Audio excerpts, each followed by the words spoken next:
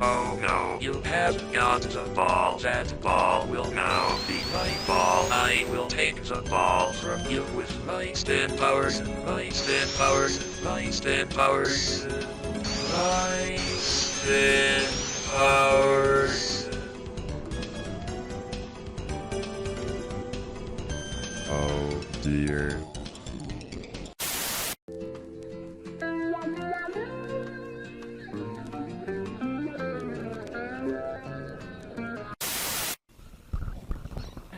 The guy, and he jumps and gets punched, and he flies away, and the basketball keeps bouncing up and down, and then Spaceman, and he's from Mr. Universe, and he flies around and stuff.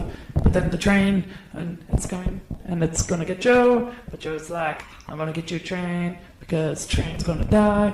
And so he does a jump over the train, and the basketball in the goal, and then the basketball fell at the end.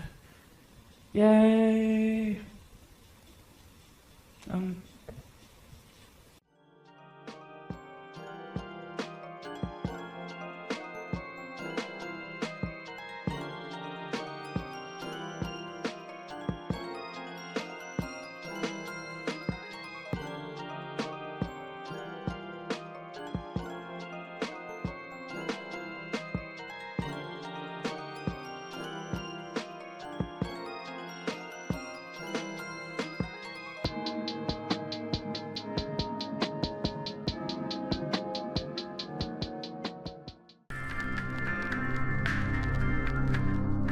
Emergency alert system. Content warning. Issue to spinners.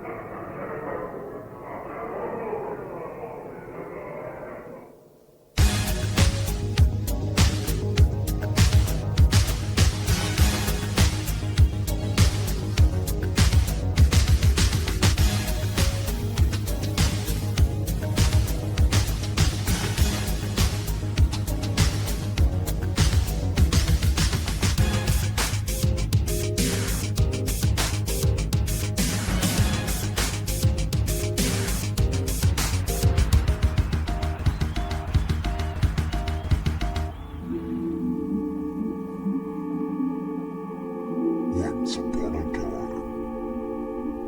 on a planet called Earth, there was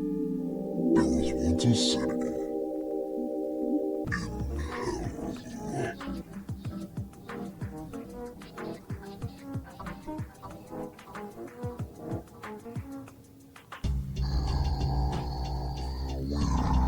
Where's supposed to go? There's the route. No, we gotta get to my hand out of the line.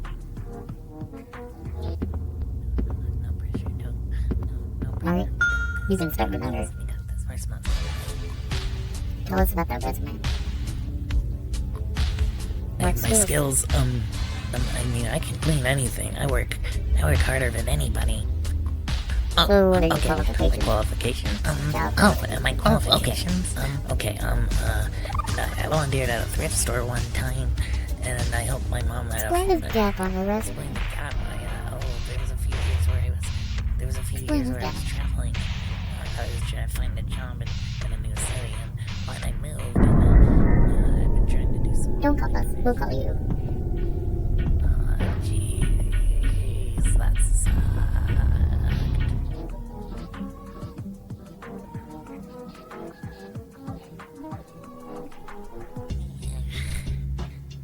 Where's the red spot? But mine's bow. You're pretty mad. I don't know nothing about this. Nothing.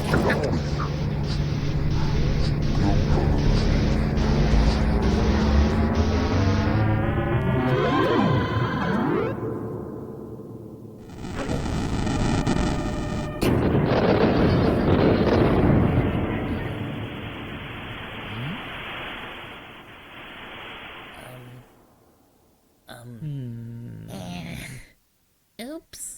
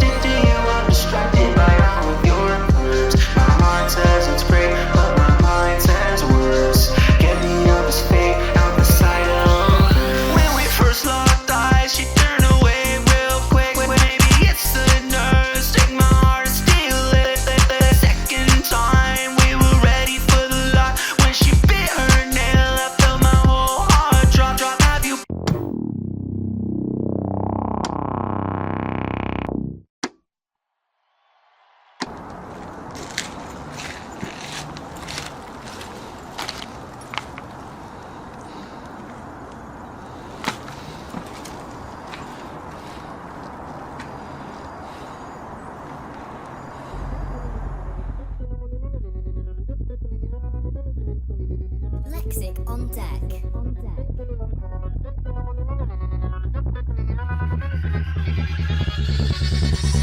I want your soft skin on my right arm, sliding down to my thigh. Heart's racing, look in my eyes. I just need you for tonight. I hear what you say and I might fear that I'm mistaken, but I think that you'll be playing these wicked games and I'm impatient. Cut these games, put your hands on my waist. There's no time to delay, I'm on the case. Need to find the answer for if you just plan or if you want me every day. Take me all around, show me all around. Pick me up and teach me all that's in your town. Take me all around, show me all around. Pick me up and teach me all that's in your town. I hope you feel the same. Give my phone number a ring. I wanna look right up at you while you make me scream. Take the hint if you want me. If I bounce it, would you stop me? Tie me in shibari and ride me like a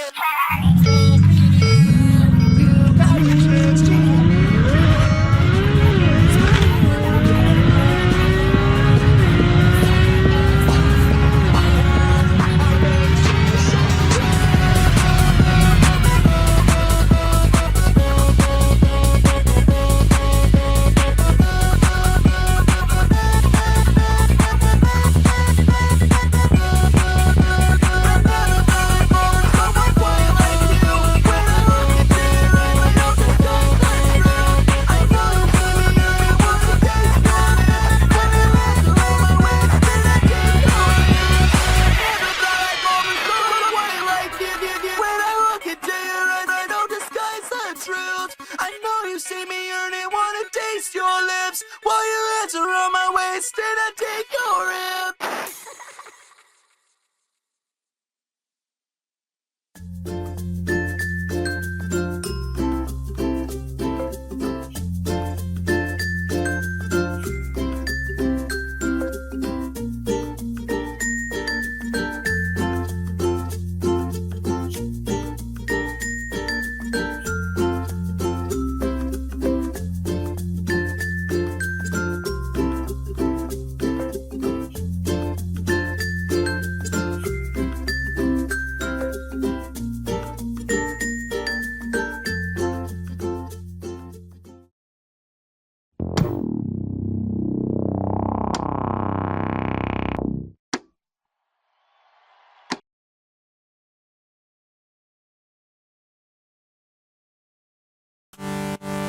Yeah, I like the lights, I like the phone flash blinding me shining bright. I like the passing lights from driving past and the stars lit up at night. It's the night I like the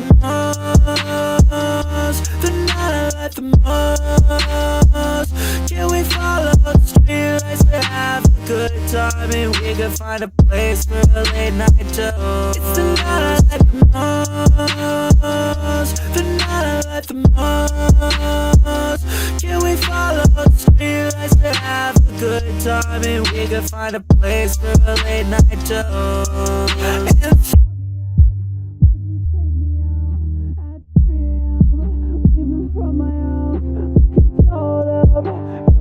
And you my night out, making daddy proud.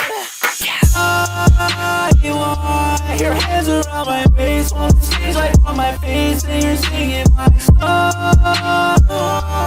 God, I love your voice, love it when you sing along. You want your hands around my waist, want the stage light on my face, and you're singing my songs. God, I love your voice, love it when you sing along. It's the night I like the most, the night I like the most. Can we follow the streetlights to have a good time and we can find a place for a late night show? It's the night I like the most, the night I like the most. Can we follow the streetlights to have a good time and we can find a place for a late night show? Falling from the sky,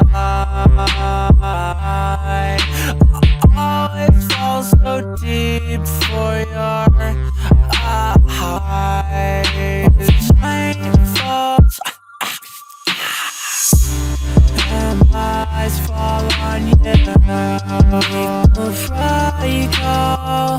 You wanna Uber the lights are so bright, I can hardly see, but I see your shadow stuck behind me. So I know that I'm good, I know I'll be alright. We'll take over the world when we're roaming at night. The night I like the most. Can we follow the street lights to have a good time, and we can find a place for a late night show? It's the night I like the most. The night I like the most. Can we follow the street lights to have a good time, and we can find a place for a late night show? Night owls, bring the night owls out tonight. Where's my night owls? Bring my night owls out tonight. Where's my night owls? Bring my night owls tonight. Where's my night owls? Bring my night owls tonight. The night I like the most. Can we follow the spirit and have a good time, and we can find a place for a late night show? It's the night I like the most. The night I like the most. Can we follow the spirit and have a good time, and we can find a place for a late night show?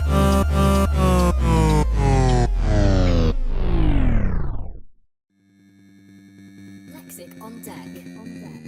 It's impossible.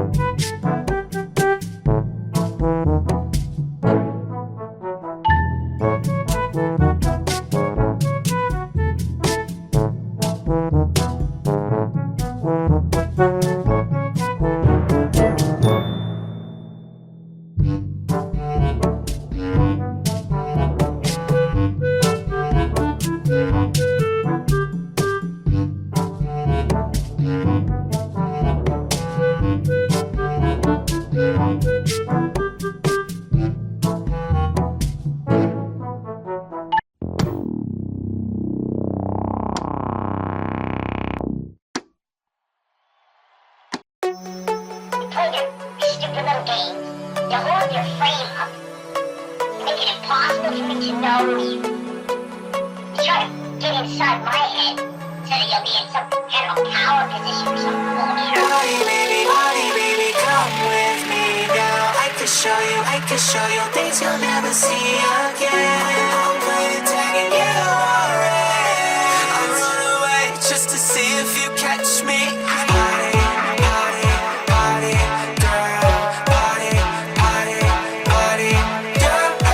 And I don't mind if it's only for one night, babe. That's all I need, just to see if you feel right. Damn, you look good in that beautiful dress. Accentuate your curves and your hips and your chest. Hey, do you wanna kick it? I'm in VIP with my homies. You a magnet, I'm attracted, wondering if you're lonely. You like sharks, all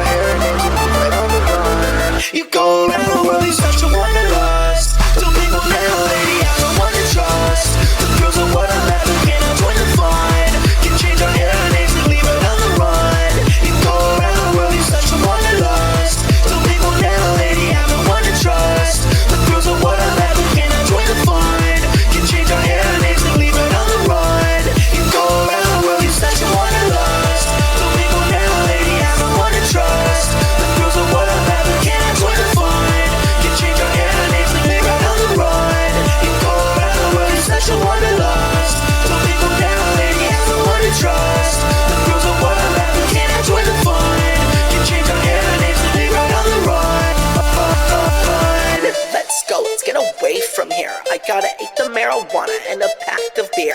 We kiss the eye in the salon and have them do our hair. Looking better than before and watch the people stare. Girl, I like to fuck, but we looking pretty. And we try our luck, but we in a new city. I know Sylvia. We going pairs of Helsinki. Champagne cups in the first class tickets. Someone landed a new country. Flew to somewhere more.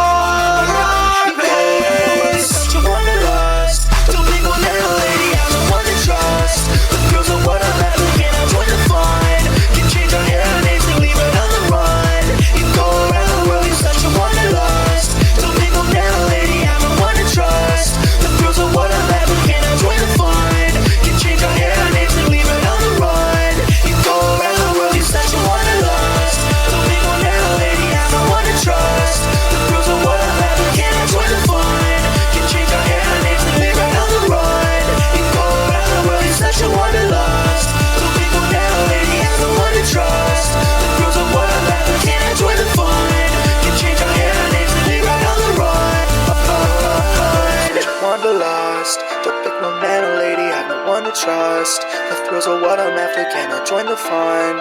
Can change our hair and names and leave right on the run.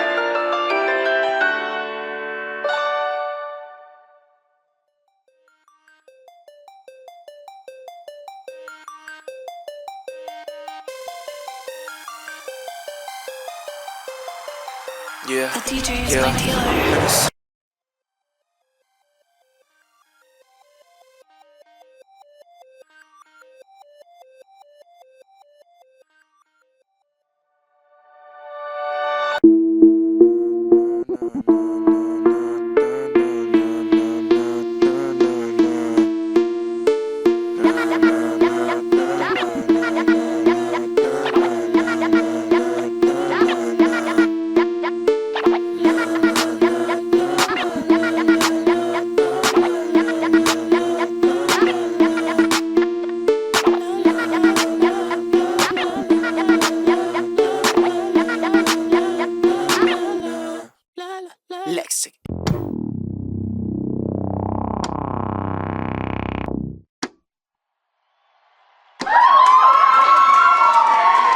Juicebox, thank you so much.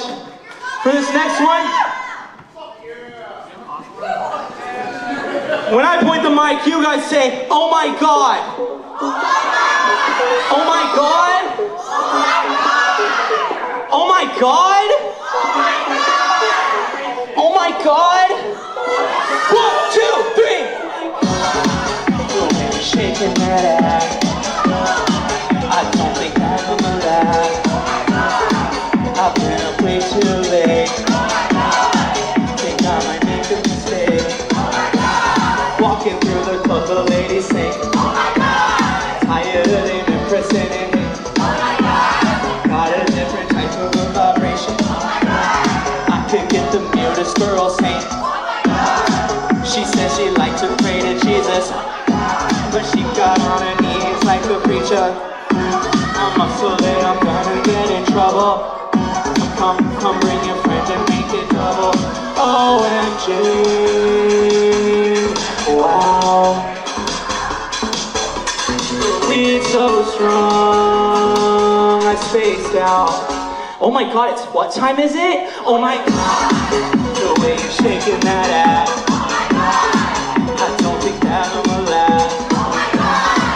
I've been up way too late. Think I might make a mistake.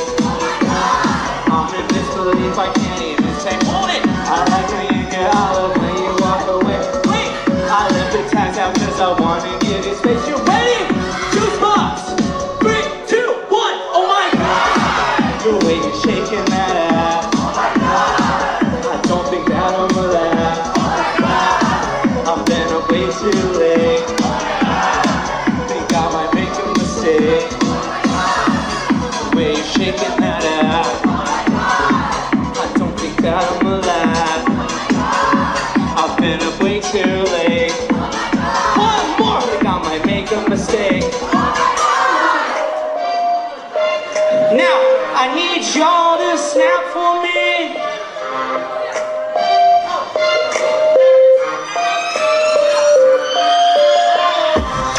Now put your hands in the air. Let me ride over, throw that ass in the air. But is it bad if I stare? When you shake it out like you just don't care. I want you to want me the way I want your body. You move it, alright. Baby, you're my everybody. And when you won't bend it when I make me send it with you. Make me come for you, make me follow. Baby, you're a model. Is that hard to swallow? Wait till I come for you. Now put your hands in the air. Let me ride over, throw that ass in the air. But is it bad if I stare? When you shake it down like you just don't care. I want you to want me the way I want your body.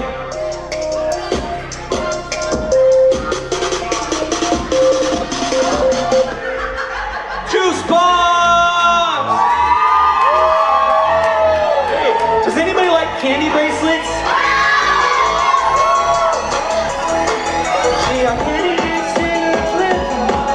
One kiss I can stay away. Touch my lips, make me go insane. Hey, hey, do you wonder why?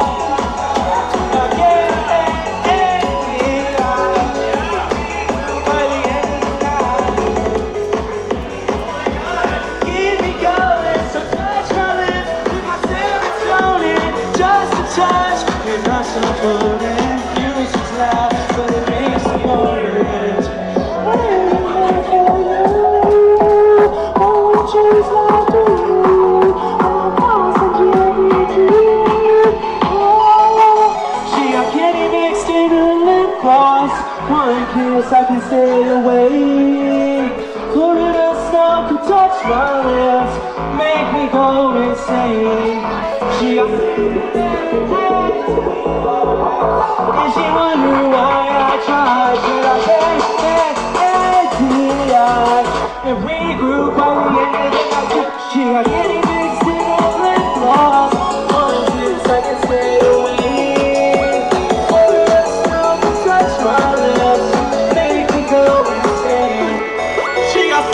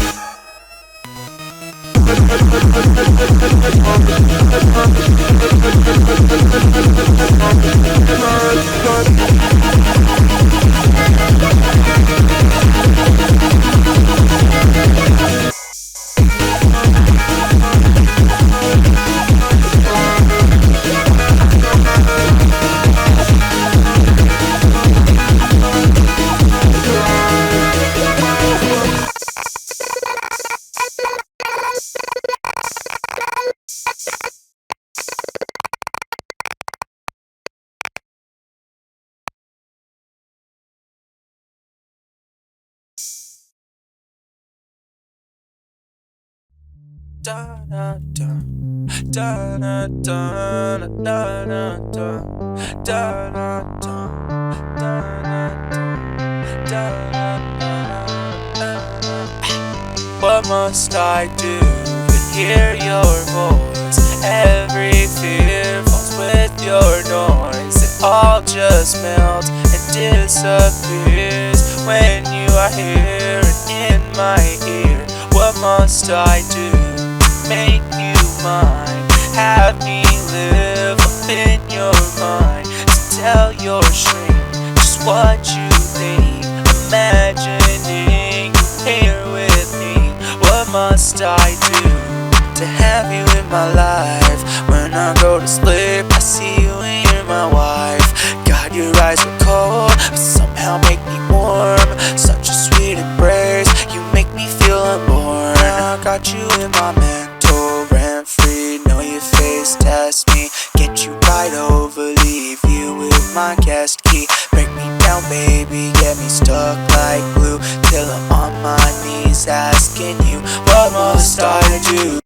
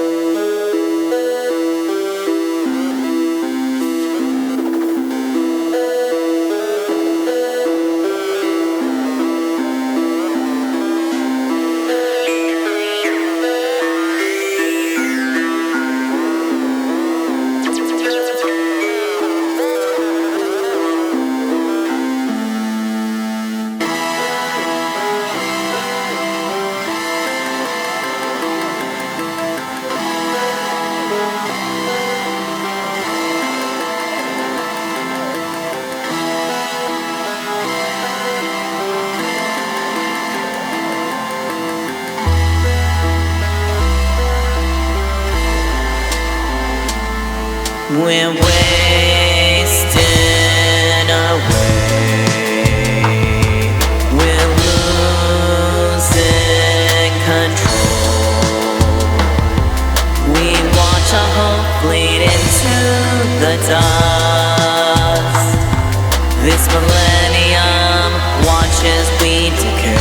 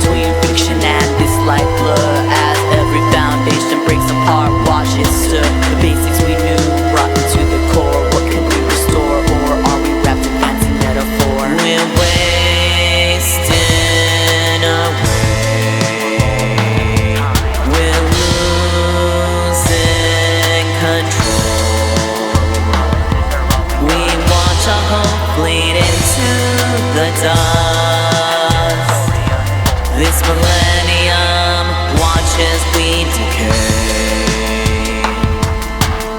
I just wish I had the time to prepare for this age of decay, this onslaught of despair. The lichen covers the walls, force in the air. Coded iris cries, onlookers gather and stare. Will I live through another break in development? Meticulously crafted to keep raising the price of rent. The roots crawl through the pipes, challenge mortality. Imagine what we'll overthrow when we become free.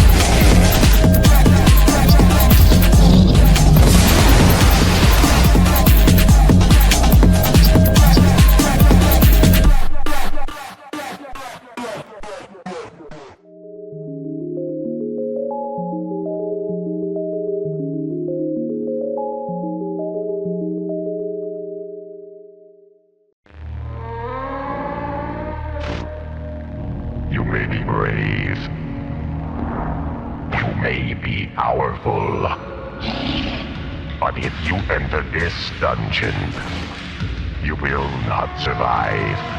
Play your cards right, and maybe you'll live to tell the tale when you play Forbidden Solitaire. Slay vicious enemies and unlock powerful abilities in a card game unlike any other.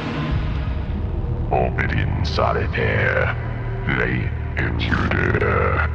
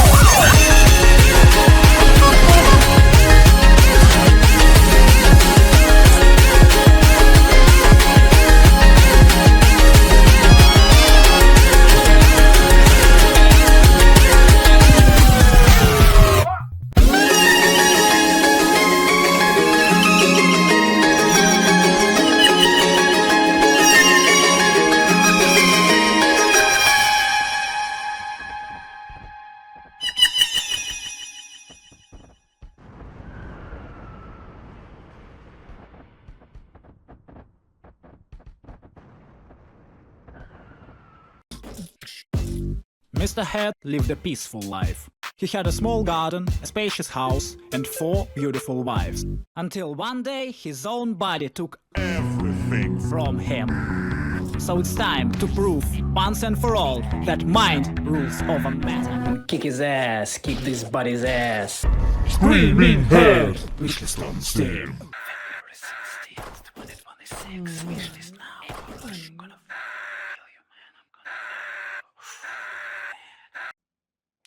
Good evening, everybody. That was TVMA, and I'm Liv, aka Fix Your Heart or Die, and I am here with Joe, the lead producer at Pillow Fight Games, to talk about their new game, Dragon Care Tarot. Good evening, Joe. Hi everyone, I'm Joe Kraling. I'm so excited that you guys get to hear TVMA's music, like in the segment before, and now their music is so important to the weird vibes of this game that I'm just ecstatic to show everything off. Heck yeah, me too. Well, let's get going. I'll go fire the game up here. Very happy to have you, Joe. Excited to. We were chatting a little bit ahead of time about the state of the industry and everything. Oh gosh. We got all the bleak stuff out of the way. I want to talk about like I happy, think fun so. vibes and weird, colorful energy. Let's get into it. Yeah, so I run Pillow Fight Games, but in my day-to-day goings-on, I count myself as like a lead producer for this game. I did the creative direction too, and that's why some of it looks like, you know, like a 5-year-old dressed herself, I guess. I don't know if I'd say that. There's bold colors. Yes, it puts together a lot of like visual elements that I love, like colors. We translated the live 2D documentation out of Japanese to get our little live 2D moth girls in here. This one is Sunny. All of our little moth girls represent subroutines in the game, and she is here to guide you through the flight section of the game. I love these little designs. They were done by Yuko Ota, who does the webcomic Barbarous and was also the character designer on the game Fields of Mystria. Indie Baby, super popular. You should definitely play it if you love a farming sim or a rom-com that's perfectly written and beautifully designed. And she did us a huge favor doing these beautiful designs for us. They are all based on real moths, and this one has this like super cute aviator look. We had so much fun. They were rigged and animated by Yasmin Omar Atta, who is also known for being the VTuber face of Sonic the Hedgehog. I did not know that. That's so cool. Yeah, no, we got some like cool all-stars just putting their talent into this game.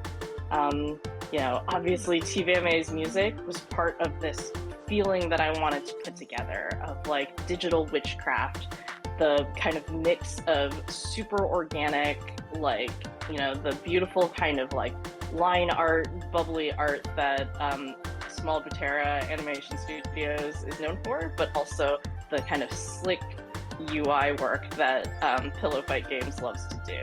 So we kind of mashed it all together. I really wanted to show off like a game with big colors. You know, we conceived of this game during lockdown, during the pandemic, when everything felt very claustrophobic.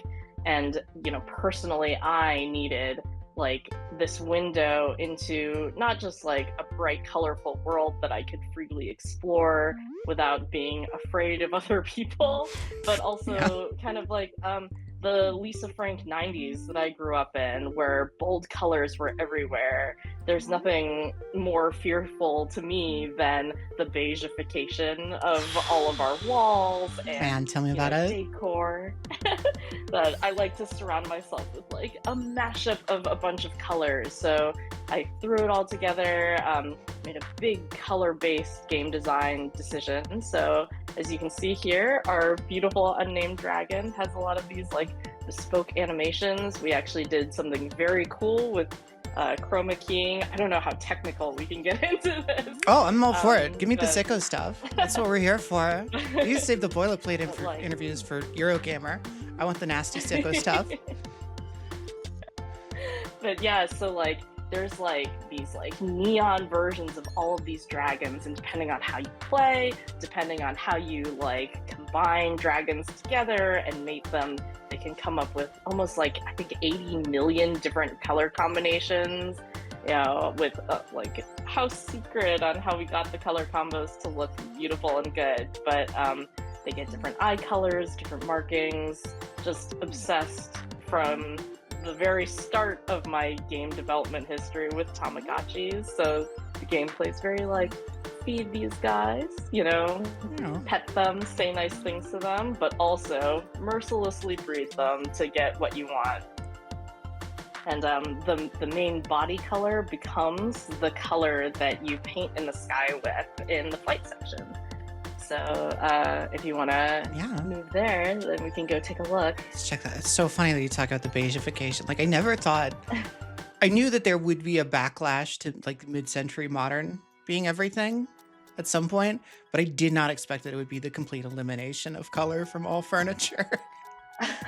It's so hard to watch, especially as, like, a person where my personal aesthetic was designed by, like, 90s Hot Topic, bright colors with, like, black backgrounds, and it's just great to me to see, like, a bunch of color in the world. In this case, we had Jillian Galang, a fabulous artist from the Philippines. She usually does, like, these gorgeous landscapes. She did a bunch of the backgrounds for us, and my mother-in-law actually designed a lot of these hex tiles. Oh, that's cool. I wanted it to look fairy tale-y with this weird roll-off pop-up book feeling. But the gameplay in this section, if you're watching, is designed after planet scanning for Mass Effect 2. So you're exploring this big prop-gen world underneath you. You get, as you train up your dragon and feed it treats, you get the ability to fly further and kind of really design your flight path. But you can see there's, like, mysterious weird tiles, that scary gaping hole in the ground, and each one of those gives you different kinds of resources in the full game. We're not going to see that here. Oh, okay, cool. Well, we'll check out my path at least. Yeah, so part of it was we definitely wanted the game to be kind of an art game. I feel like, with the advent of LLMs making artwork for people, there's a lot of impression that you can kind of skip over the fun part, I think, of learning how to art. And we really wanted to make, a way for people who don't think of themselves as artists to make art. I don't want to reveal anything about our next game yet, but we have a lot of, like, art-focused, human creator art games lined up. And I really am excited to kind of be a part of an anti-LLM movement, not just by, defending artists' rights, but also helping people become artists when they feel like they can't. And part of this, letting you just fly around with a dragon, we have been, practicing and refining the game design so that you can write little words and, I mean, clearly I made a very impressionistic take on a dragon here, which is kicking. Yeah. Not an accident at all. But my hope is that some people will find the game and they'll want to just practice that section, and some people will want to, do the grind and collect the resources. There's, like, cool resource-based, mini games. Love a crafting mini game. Shout out to, like, Spiritfarer, things with, like, fun things for you to do while crafting. And then you get a tarot reading at the end, and we have, like, very cool witchy tarot writers who worked so hard on the procedural generation for these tarot readings. Oh, cool. We're gonna do tarot readings as part of our marketing lead up to the launch of the game, which we're starting soon. And I hope people really enjoy the art, because honestly, like, the Small Buteras designed a whole bespoke 78 card tarot deck. It looks gorgeous. I printed them out as inspiration so I can show them. Oh, nice. Like, on Let me see if I can like, let me switch over so they can folks can see a little bigger here. Well, I picked a rough one. 5 of Swords is so sad. Oh, rip. But, like, you can see how gorgeous, like, some of the card art is. Oh no, cameras, and how do they work? Here we go. And, like, each card is just its own little, like, beautiful piece of art, and kind of, I'm a proud dumbass American. I went into this like being enthusiastic about tarot and not knowing much about it. Mm. And in the course of making this game, we got to dive real deep into like, you know, the lore of tarot, the origins of it, you know, how it can work for people, like how it works differently for people. It was just like endlessly fascinating for me. So Oh, so having cool. like a special deck that really ties into what you're doing with the game was so important and is so much at the heart of what I wanted to show off about this game. Awesome. Oh, you mentioned working with TVMA and other creatives. You've worked with a lot of extremely influential creative people in gaming. You know, from AVB to Toby Fox to Too Mellow. I'm not going to ask you to pick favorites or anything. That seems cruel. But are there any like interactions or discussions that jump out as you at really like changing the way that you look at writing or music or illustration? Man, I want to say I try not to brag about the amazing collaborators we've had, but it's hard to avoid. I obviously like our relationship with Lindsay and Alex Small was super influential in terms of how I think about art and how I think about design, and especially with this game, it was like who wants to do this? You know, who wants to animate dragons and like put in a lot of their like specific quirks, especially when we were, you know, working with TVMA. We had this vision of the game where it was like, it's flight, it's like drifty, it's beautiful. Let's test out something orchestral and lovely. And for some reason, with all of the bright graphics, it just didn't work the way I wanted it to. So then when we invited TVMA onto the project, we asked them very directly, like, hey, how does this make you feel? What do you want to see out of this? Here's a boatload of visuals. Make the music that you think fits. And that's how we got this like incredible soundscape, big walls of sound, cool instruments that you don't get to hear in games much. TV played the flute, which is one of my favorite things. Oh, and really? They were really nervous about like, can I put some live flute playing in this game? And I was like, yes, like whatever Yeah. makes it feel great for you to do, I want to put it in, because that's kind of how I want to fight Gen AI, how I want to fight like LLMs grinding up my friend's work and turning it into like not just slop, but just something bland and wrong feeling. Yeah, it's anti-human. Right. Letting artists, particularly artists that we work with and love, just do what they do best has always been our strength as a game company. And, you know, for my directorial debut, that's what I wanted to do. So TVMA took a look at the game, took a look at all these weird tiles, the strange artwork that got into it, and really designed audio for this game in a way that kind of fully shows off the weirdness of the world and the strangeness that we could confront as a future, I think. You know, you didn't ask me, but I'm going to talk about it anyways. The setting is very post-apocalyptic. I think during the pandemic, I was feeling very apocalyptic. Hey, you gotta give me time. I got one question at a time here. I'm flying a dragon. I love a water world post-apocalypse, so we all love water wanted world. to feel like islands was a big theme. I felt very like islanded during lockdown. For sure. And so like when we were making these great little like islands and these proc gen worlds, it felt very important to me to be like overwhelm the senses with you know, strangeness.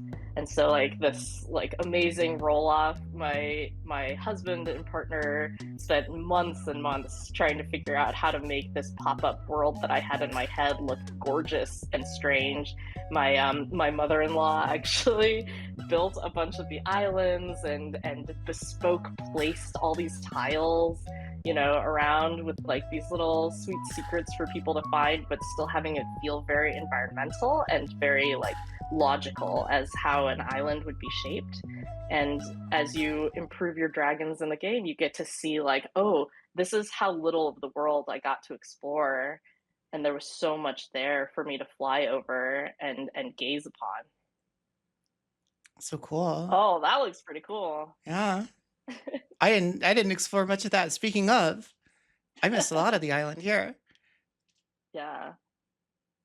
It's very So we've cool. got like atolls, we've got archipelagos, we've got land masses. I did an astounding amount of research into how islands work, but the answer is always volcanoes. Well, it's very impressive how like otherworldly and coherent but unrealistic everything does come together. I really do love that, the textured pop-up art style to everything. Thank you. Like, it's amazing to be a human designer in a world where it feels like a lot of visuals are getting, especially visuals, are getting overwhelmed with LLMs because, you know, the human eye is just designed to be weird. I feel like, you know, I have two children. They are 5 and 2, and their artwork is wild. I love it so much. It's completely unfettered from reality. My son especially loves to have us guess what he drew, and I have no idea every single time. You know, I don't know, bud. You tell me. Yeah. There's just like narratives in art made by people who don't think that they're artists that looks beautiful every single time to me. I'd rather look at someone struggling and someone trying for sure to make art than a machine that's very confident that it already knows what to do. Well, that's the thing is, right, like AI can never create, it can only reproduce.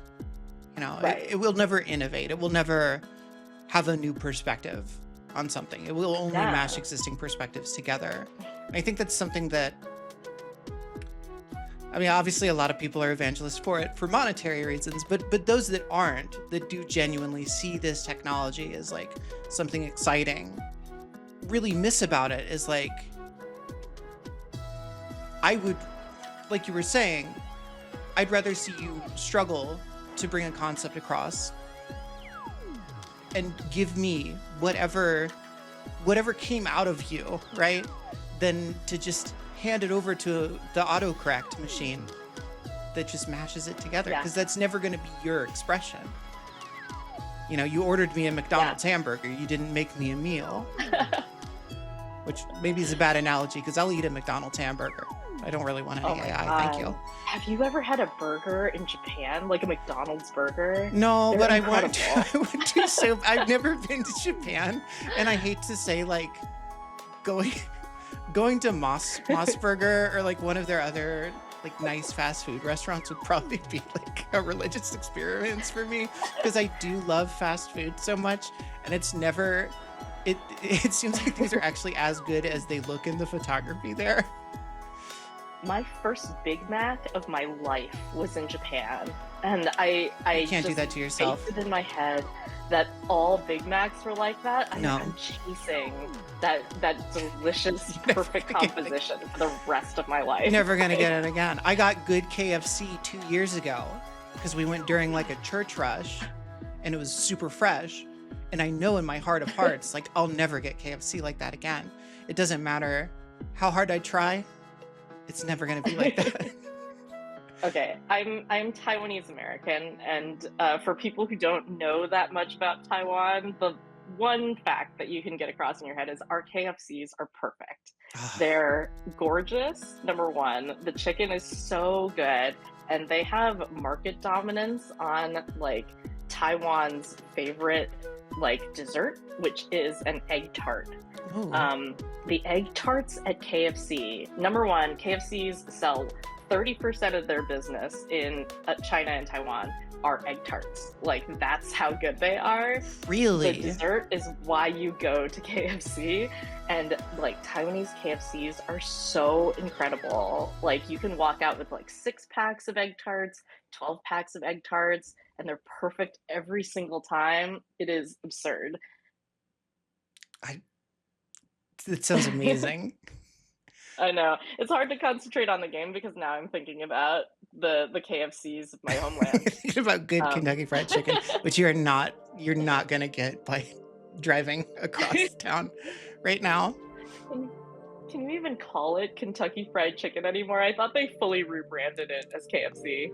I think, okay, so they did, but then they undid it at some point.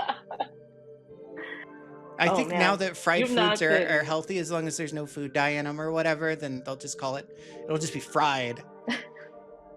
Oh, I feel like that would work for them though. Yeah, maybe. Oh, man, you've not been stopping long on the tarot readings, but the next time we loop around, I definitely want to like stop on one of them because they're one of my favorite parts of the game. We get chatting. I didn't get into this as a tarot nerd, and now I am. And seeing like 3 cards laid out with like this coherent artistic vision that's not like the Rider-Waite Powers decks is so special to me. There's just like, when I think about tarot now, you know, when I got into it, I was like, ah, yes, that normal like 13 card Celtic Cross like spread that you see all the time. You know, people are obsessed with it. That's like normal tarot. I also love horror movies, so that the tarot movie where you just flip one card at a time. You know, we really wanted to make a reading that felt really good, and you know, working directly with the small booze to design this deck was incredibly fun, but also like great to show off the narrative of tarot and the power of it. I forgot what I was going to talk about when I got into this, but I mean, it's a gorgeous deck. Any plans for a physical? Yeah. Oh God, I would hope so. Okay. It depends on how the game does. We have this limited run, but I showed off the cards earlier. This is how bad I started off as tarot. The backs are all like they're flashcards. Oh my gosh! Learn what all the cards. That's so were. Cool though. And I really just like I wanted to train up on how I felt about tarot, how to read the cards. But nowadays, I really just think of them as like an art gallery with 78 pieces of artwork that you can walk through, and whatever draws your attention, you know, kind of evokes something in your subconscious that tells you what to do next. So like they're beautiful cards. I walk through life very confused a lot of the time, you know, Preach. especially with everything going on. It feels very hard to exist sometimes. That like looking at a piece of art and having someone tell you, hey, here's the inspiration behind this. Maybe it'll help you think about something good. It felt like, you know, cheap therapy to me. So, yeah, you know, I think that's where tarot kind of excels, right? Is like people really often dismiss it as like, oh, you know, it's just a woo-woo thing. But what it can do is give you a platform to think about events in your life differently from how your brain just automatically wants to process them, right? Right. And all power to the woo-woo people too. Oh, Like if I have a grudge in game development as a whole, and I promise not to get too bleak, but we can totally do it if you want, like absolutely to be served tea. But whatever works, I think, and like people find tarot cards very magical, and I love that too. I feel like I wanted to make a game that would work for everybody at every level. When we talked about pricing, I was very determined to make the game cheaper than if you wanted to just pick up a deck at Barnes and Noble and learn it. You know, cheaper than let's go for full indie than if you showed up at your crystal shop and asked for a deck. Like you could get this game for less money than that. Nice. That was really important to me. And, you know, genuinely important that everything that you see has like some measure of beauty to it. So like these readings focus on like the minor arcana, the, you know, sad stepsister of the tarot deck. When you see the like tarot movie or watch Persona or play Persona games, like you get the major arcana a lot. Balatro loves the major arcana a lot.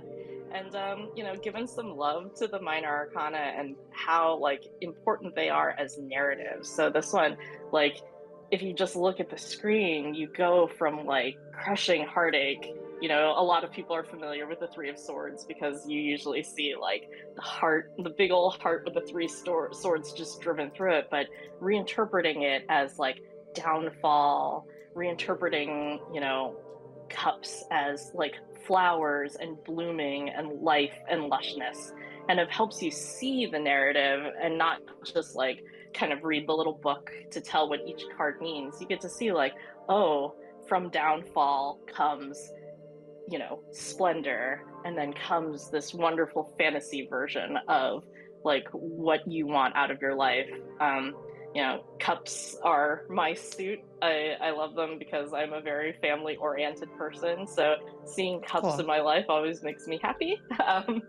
And like, you know, just getting to see all three of them at once, it really, it does super make me emotional. Like, the 3-card spreads that we made, the like, you know, cool text. I'm showing my age, I gotta lean in super close.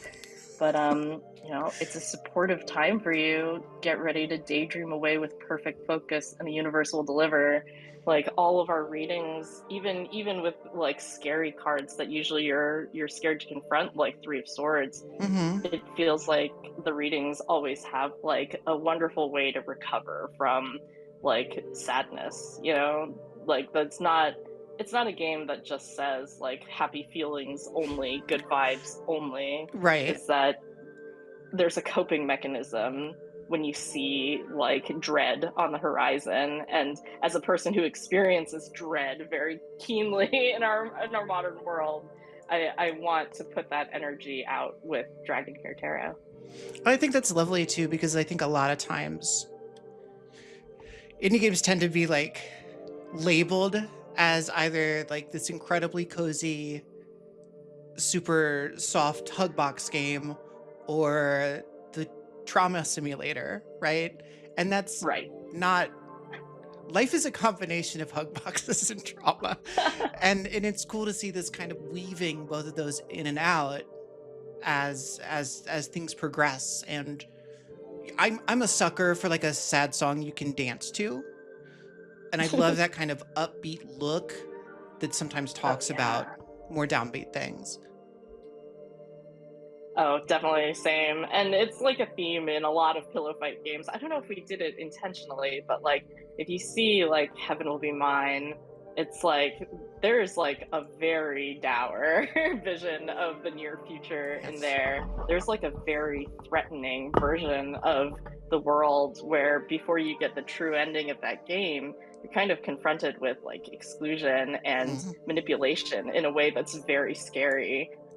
But then the genuine, dreamy, romantic parts are very beautiful. And we had a lot of difficulty marketing that game because it felt like we were letting down the Otome people who wanted like pure romance, you know, like a lesbian mecha adventure where they just get out of the robots and throw themselves at each other. That's what the fan fiction's for. That's the supplemental like, material. AV's intent of the game, which was like always to be a little bit scary, always to make you think about what the future would be like if existential threats were painful. Yeah. Right. Yeah.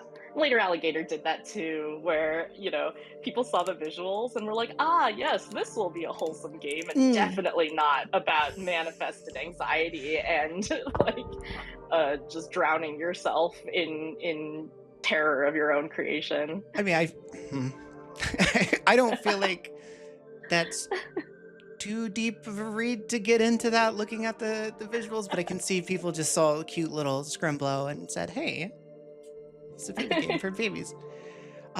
Yeah. One thing, we were mentioning cost earlier in regards to the cost of an actual tarot deck versus the cost of the game. It feels like Pillow Fight has really targeted like a wide spectrum of platforms in regards to power level and cost for the duration of the studio.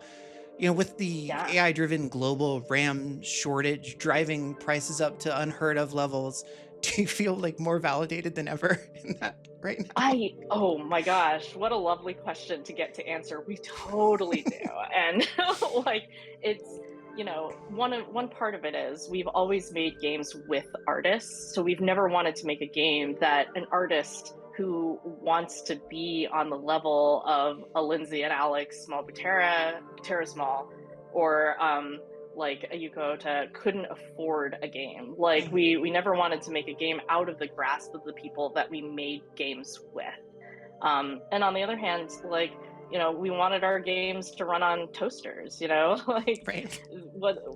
how do you ask a person to buy a $2,500 rig in especially this climate, Right. not knowing if those tech specs will live for the next, gosh, now I'm getting close to putting other game makers on blast, but the next, let's say Monster Hunter, that Sure. like you want to be able to see the beautiful water, you want to be able to see, like, all of the effects that the artists design for you, no matter what equipment you're playing with.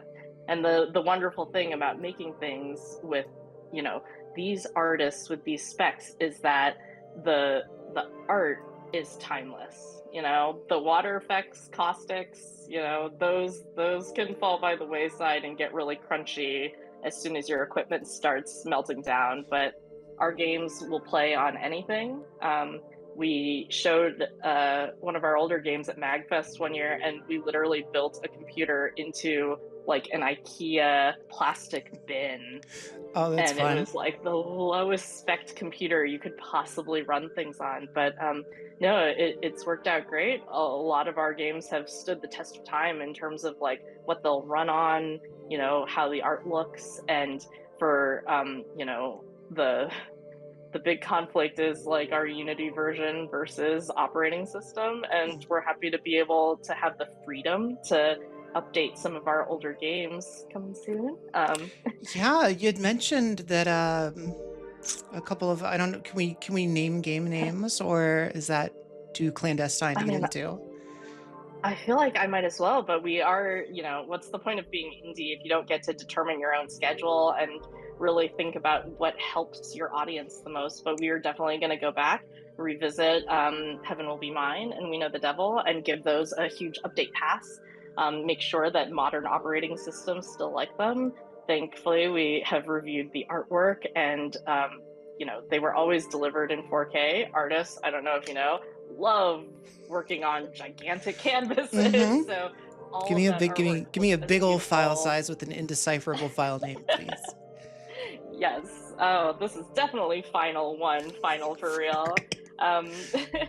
And like, they still look beautiful, and I'm really proud of that. And I'm really proud that they will be able to play on like your school's Chromebook or anywhere else. God, can Chromebooks install Steam? I don't think so. I shouldn't have lied about that. I'm sure there's a way. You get a game hungry student involved. I'm sure there's a way. That's really exciting to me, because obviously, like, I'm sure you've heard this bunch, but as a trans woman who's come out in the last 10 years, We Know the Devil was extremely powerful and influential for me in my life. So always excited to replay it. Be even more excited to replay it in 4K. Yeah, and people will come up to us and ask us what it was like to make the game, but really I feel like what I want to be asked is how much we got out of the way of AV and Max when they were making the game with us. Like, we wanted the artwork to shine always. We wanted the story to shine always. So when we do client work, which we love to do, it involves like saying, what does cisness feel like in game development, and how do we pull that aside so that we can show off the transness of the game? And I really like having other people tell me what to do.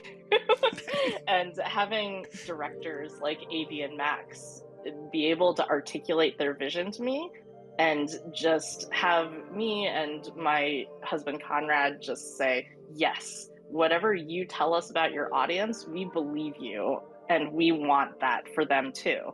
So we're going to build what you say. And what the audience response to us was yes, more of that, please. Let's keep doing that. So from what we have here with Dragon Care Tarot to what we have planned for the rest of our 2026 and next year. I'm really excited to show it off soon, but it's all like, what does our creator think is the best way to reach the people who need it the most right now? And it's just really nice to hear, honestly, that it's still like effective and it's still working. And I really want, especially like We Know the Devil, Heaven Will Be Mine, Dragon Care Tarot, to reach the people who are curious about themselves, who are curious about themselves as artists and as creators, to say like, wow, like a fantastic team could make this, even with a total moron at the helm, just slapping it all together and using what resources we have to communicate something strange that will just catch the eye of someone who needs strangeness in their lives.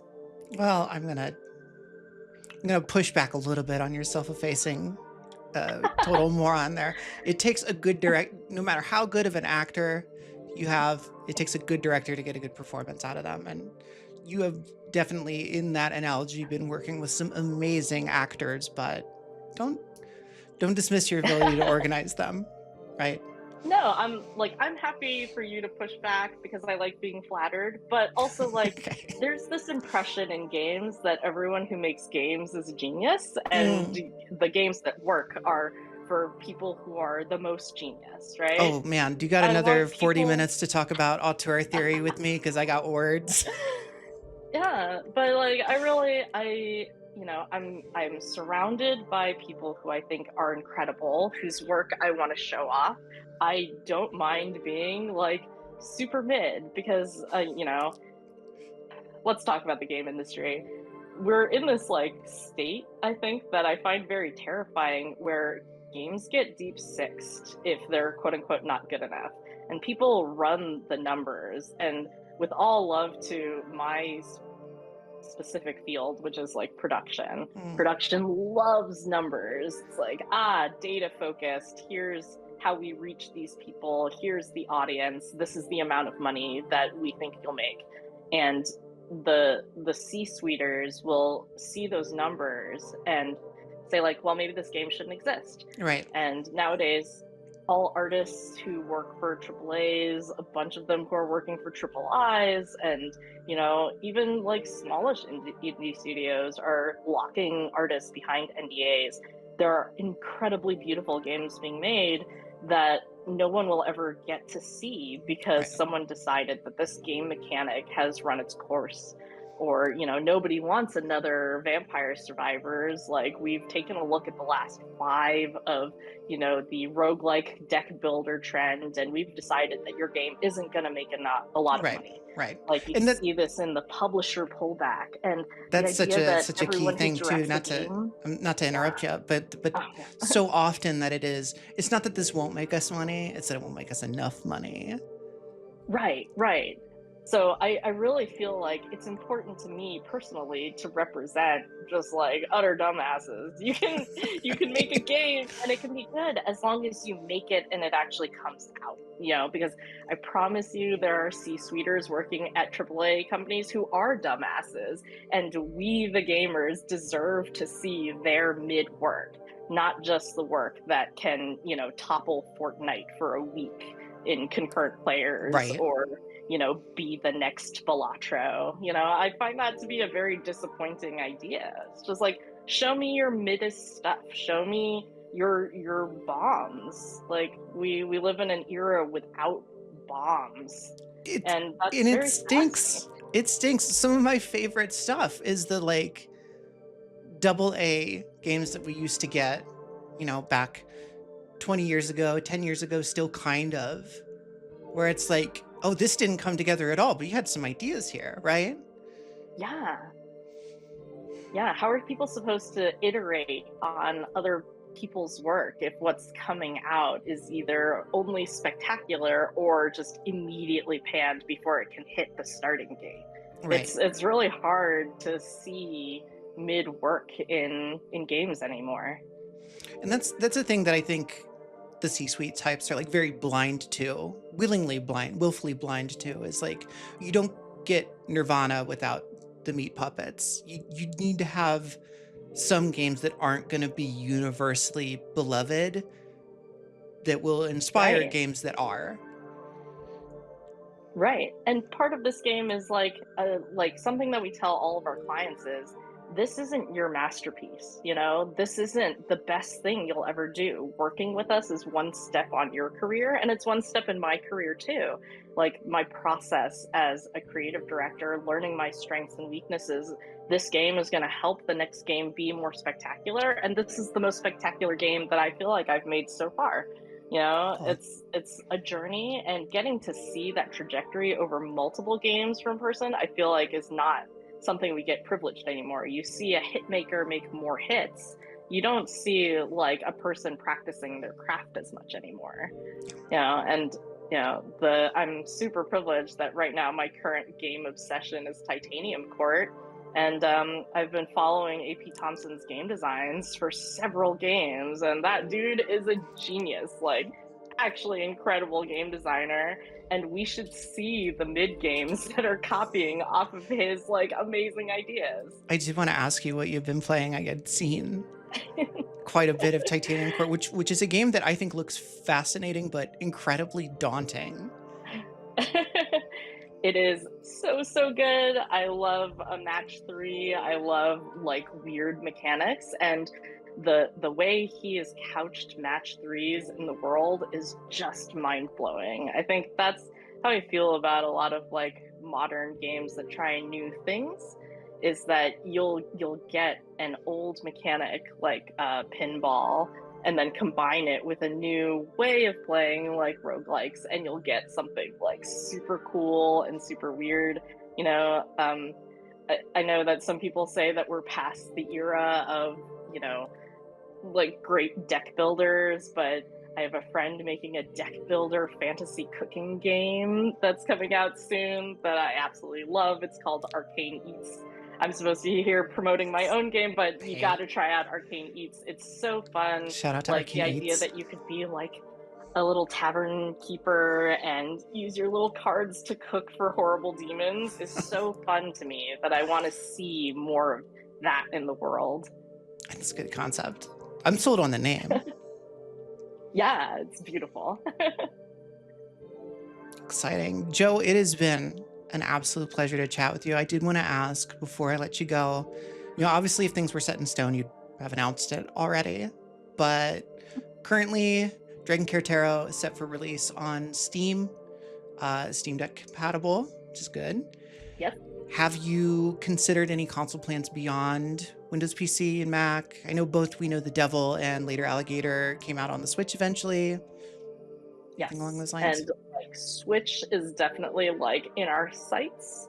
We do have like the big bummer about this is that we thrive on client work. This is kind of like the sad story of, you know, the back end of indie games is that we gotta take other work to make a living.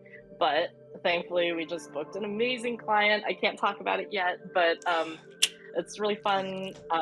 We did a lot of Dragon Care Tarot, dancing between raindrops, doing other client work, gigs, updating our old games, you know, the day-to-day maintenance of, you know, taking care of our past co-creators, you know, making sure that people like Avi and Max feel protected and feel like their checks are coming in, you know, that this is a very personal game for us. Dragon Care Tarot is like a heart game that we've just kept plugging away at when we've had time for the past 5 years. And so I would love for it to be on the Switch. Building for Steam Deck is super fun, and Switch is almost free real estate once you get there. Good. So I really want it. It's also like, when we set up the game for testing inside our household, we have a multi-generational household, so we set it up on Windows for my mother-in-law and on an iPad for my son. And so it's iPad compatible too. We got to find a way to price it and make it feel good and touch, but we designed the UI around, you know, feeling like you had like a sci-fi pad in your hand that you get to touch these buttons that feel very responsive. So I want to be able to exploit the touch more. iOS is always a target for me. Wonderful, wonderful. Desktop grandma and iPad baby feels like it could be There's like another indie game in there somewhere. Well, thank you so much, Joe. This has been an absolute pleasure. Anytime you. want to This talk was again, I'm fun. happy to. Yeah, we got to talk more about wrestling and fast food. Absolutely. You got another hour.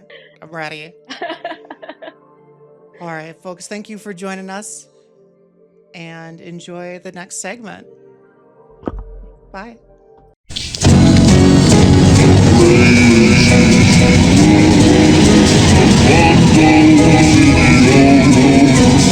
This is